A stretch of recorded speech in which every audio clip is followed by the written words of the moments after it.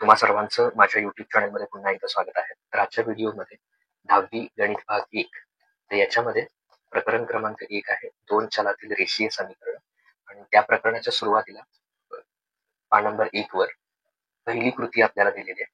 खालील सारणी पूर्ण करा. तर ही सारणी आपल्याला पूर्ण करायची आहे. काय आहे याच्यामध्ये आपल्याला काही समीकरणं दिलेली आहेत आणि ही समीकरणं 2 चलातील रेषीय समीकरणे आहेत की नाही ते ठरवायचं. त्यातलं पहिलं उत्तर आपण दिलेलं आहे. ते पण आपण बघूया आणि पुढचे सगळे सोडूया. तर पहिल्या उदाहरणामध्ये बघा, इथे चलाचा घातांक चल कोण आहेत? 2 आहेत, यम आणि यन. त्यामुळे 2 चल आहेत आणि चलाचा घातांक 1 आहे दोघांचा पण. त्यामुळे हे काय आहे? 2 चलातील रेषीय समीकरण आहे. ओके. आता दुसऱ्या ह्याच्यात बघा, दुसऱ्या वेळी जर आपण बघितलं तर इथे चलाचा घातांक किती आहे? x या चलाचा घातांक 2 आहे. त्यामुळे x या चलाचा घातांक 2 असल्यामुळं इथं काय होणार? हे काय होणार नाही? 2 चलातील रेषीय समीकरण नाही. इथे काय लिहिणार आपण? नाही. ओके. का नाही लिहिणार? कारण x चा घातांक किती आहे? 2 आहे. रेषीय समीकरणांसाठी घातांक किती पाहिजे? 1 पाहिजे. पण इथे किती आलाय? 2 आला. ओके. ते आपण इथं बघितलं. आता जस्ट मिनिट. तर आता आपण काय करूया, इथे तिसरं समीकरण बघूया.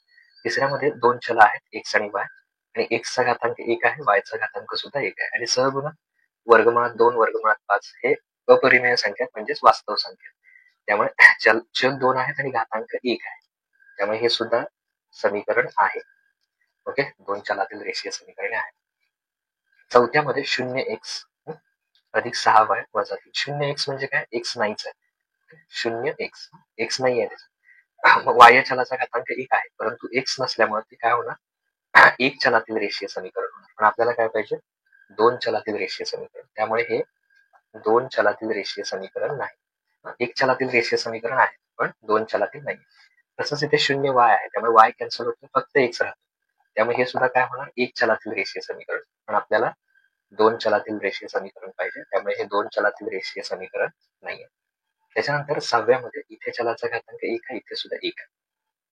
पण इथे 1 असल्यामुळे ते कशात आहे? छेदांमध्ये. ते जर वरती आलं असं इथे मी स्टेप खाली लिहितो. 4/x चा घातांक 1 आहे अधिक 5/y चा घातांक 1 आहे. पण हे दोन्ही छेदामध्ये, ज्यावेळी ते छेदाच्या अंशामध्ये येतील त्यावेळी त्यांचा घातांक धन 1 चा काय होणार आहे? ऋण 1 होणार. ओके. 5 वजा y चा घातांक 1. मग आपल्याला घातांक किती पाहिजे होता? धन 1 पाहिजे होता, म्हणजे 1 पाहिजे होता. तर ऋण आला.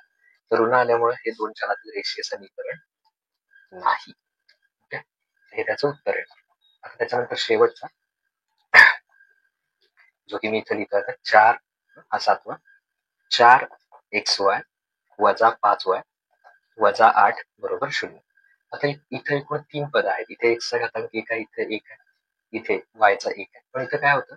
या पहिल्यामध्ये 1 अधिक 1 घातांक किती येणार? दोन्ही मिळून 2 येणार. म्हणजे याची कोटी किती आली? 2 आली. बरोबर. 1 अधिक 1 यांची बेरीज होणार. त्यामुळे कोटी 2 आली. तर कोटी 2 आल्यामुळे हे काय होणार नाही? 2 चलातील रेषीय समीकरण होणार नाही. कारण का? कोटी किंवा सर्वात मोठा घातांक हा किती पाहिजे? 1 पाहिजे. पण किती आलेला आहे? 2 आलाय. त्यामुळे हे समीकरण नाहीये. 1 आलं असतं तर ते काय झालं असतं? त्याची कोटी जर 1 असती तर ते समीकरण आहे असं आलं असतं.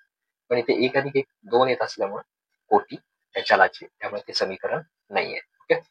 ही त्याची उत्तर आहेत. अशा प्रकारे पहिली 6चे तर ती तुम्ही बघू शकता. पुढच्या याच्यामध्ये पुढची कृतीयुक्त प्रश्न आहेत ते आपण बघू.